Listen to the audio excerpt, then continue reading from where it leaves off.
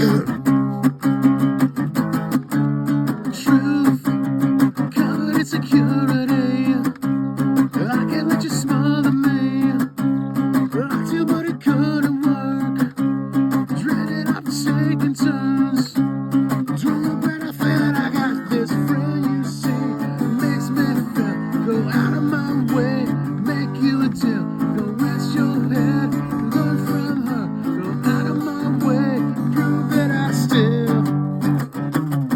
smell the wrong you. Still smell the wrong you. Smell the wrong you. Hello and welcome. Tonight we are interviewing Tommy Lucero, who is a comedian but also a canna comedian. And so tonight we're going to talk to him a little bit about cannabis culture and comedy. Can you tell me a little bit about your accomplishments? Well, most recently I've been on an independent sitcom that's been streaming on numerous platforms called The Smartleys, SMARTLYS. It's in its third season of airing right now. I went viral on Price is Right for shouting out Wu-Tang Clan. I've gotten to open up for Wu-Tang, at least two members of them, Raekwon and Ghostface, in LA before when they released Woo-Goo, their brand of concentrate. Yeah. I've headlined HempCon at least 2 years in a row. I'm going to be, more recently as well, I'm going to be in an independent horror movie playing a priest, performing exorcisms. So I'm looking forward to that. That's going to be the next thing coming up, as well as doing comedy shows. I got to open up for some bands, some indie bands down in my hometown of Ocean Beach, San Diego, a few times. Primus cover band that is sanctioned by Primus to be able to play their songs. I've opened for the Weezer cover band with the lead singer that now sings for Smash Mouth. So indirectly, I've opened for Smash Mouth. Oh, that's quite an accomplishment. Yeah, a lot of fun stuff. Definitely. So what about, I don't know, with cannabis stuff, what would you say is your accomplishments? Cannabis stuff. Again, the HempCon before. HempCon has changed so much throughout the years, but I was afforded the opportunity to be able to perform at it when it was still earlier on. Like with concentrates at the time, they were more of a brand new thing. Yeah. And a lot of people would go to these conventions that were just like conventioneer kind of people, like the kind of folks that like to just seek out different conventions and check them out for different cultures. Yeah. So you would see those kinds of people at these conventions throughout the weekend. And when concentrates were first a thing, you would see people at the booths trying out concentrates. And they really didn't know how to administer them correctly back then. So they just give you a big marble size glob of wax and put it inside the banger, I guess. Yeah. And these people wouldn't know how to handle it. And I remember more than one time back then, not now because it's very different now, but back then you would see people up against the wall outside, like just like on the verge of a freak out while the EMTs are telling them it's going to wear off. It's fine. Just breathe. Here's some water. You know, that's when I started actually looking into CBD, and that's what got me into using CBD, was because of HempCon. All those people, I'm just like, oh my God, I don't want to be like that. Yeah. And I would start feeling it, you know, and I'm just like, okay, maybe I should try some of the CBD, and it worked really well. So yeah, CBD works really well for a lot of different things. Aches and pains, I think anxiety as well, it works for. Oh yeah, definitely. That kind of stuff. Definitely. I mean, I probably wouldn't have even been able to continuously go and do that for 3 days straight without, you know, like having the spectrum of products, not just like doing all those dabs, because that was insane. Yeah. Like we were taking medicated food, medicated drinks, doing dabs like nonstop, like 12 hours. I still have a picture of me somewhere holding a cheesecake on a stick that was 1,200 milligrams, and I had a giant cup full of fruit punch that was like supposedly 20,000 milligrams. 20? Yeah. I've taken 2,000 and I thought that was a lot. I ate some like edibles back in the day. Somebody, a small business guy that used to make edibles, had given me a big Ziploc full of them to go up to Modesto to do a show and like to just promote them. Oh. And I wasn't thinking about it. I'd eaten quite a few of them, and I thought they were all 10 milligrams because that was the first one that I ate. Oh no. So I got to the last one that I was getting ready to open, and my buddy asked me, "Hey man, have you been looking at the milligrams of those?" And I told him, "Yeah man, they're always like 10 milligrams." He goes, "Are you sure? They might all be different." And I go, "Oh, I doubt it, being stupid about it. And then I looked at the one I just opened, and it said 1,000. And some of the other ones said 100, and then some said 10, some said 1,000. So I had eaten a bunch. I don't know how much. So lesson learned. You gotta check the dosage. I was supposed to do 20 minutes on a show, and I made it through 10 that I remember. That will happen with edibles. Yeah, edibles are fun.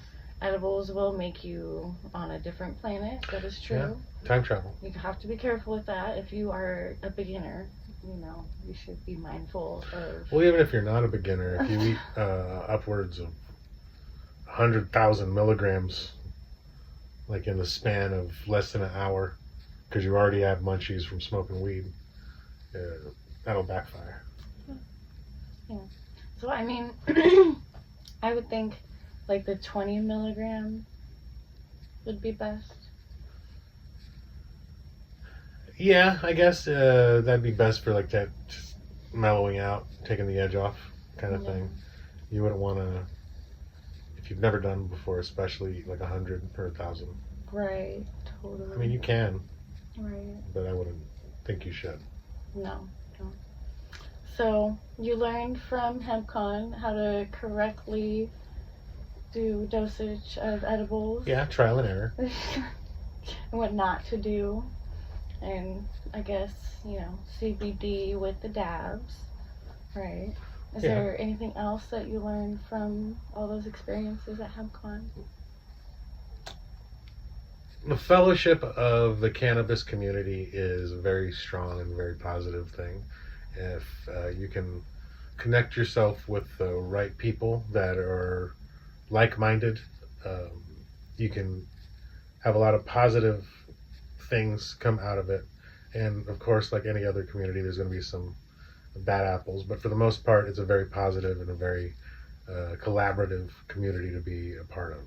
And I would highly recommend it to anybody that has the opportunity to work within that community and that field, to take that opportunity and run with it, because not only will you have a chance to meet a lot of very entrepreneurial people, but people that also will have your best interest in mind in a lot of the cases. They actually care about you. And what they're trying to accomplish with everybody else in mind. It's not always a selfish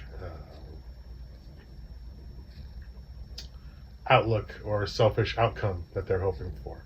It's usually a more beneficial for the masses. The collective. Yeah, the collective.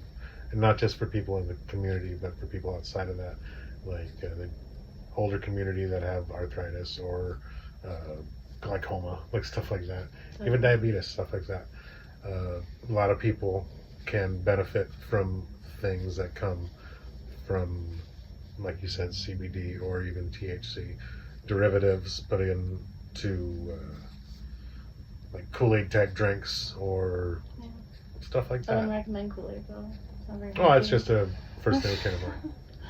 But okay, so I guess HempCon is what initially brought you up to Northern California, right? Because you got to go to like San Francisco, Yeah. San Jose. Yeah, I at the time before that, I had just been in San Diego doing comedy on open mic and some showcases here and there. And after getting the chance to come up and do MCon, I got to meet a lot of different people to get different connections to be able to do shows in the Bay Area and stuff. Okay.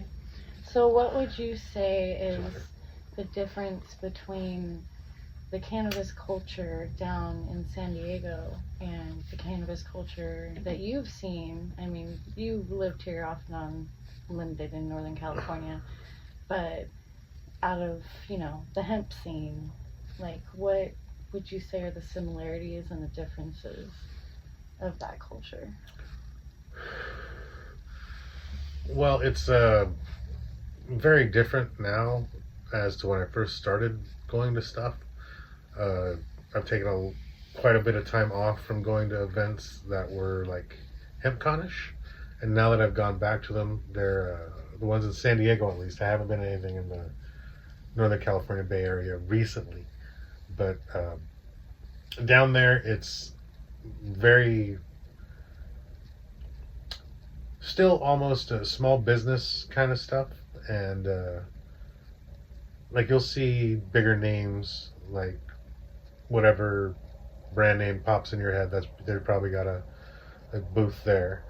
But I remember when I first started going to them, they were just smaller businesses that you didn't see like a lot of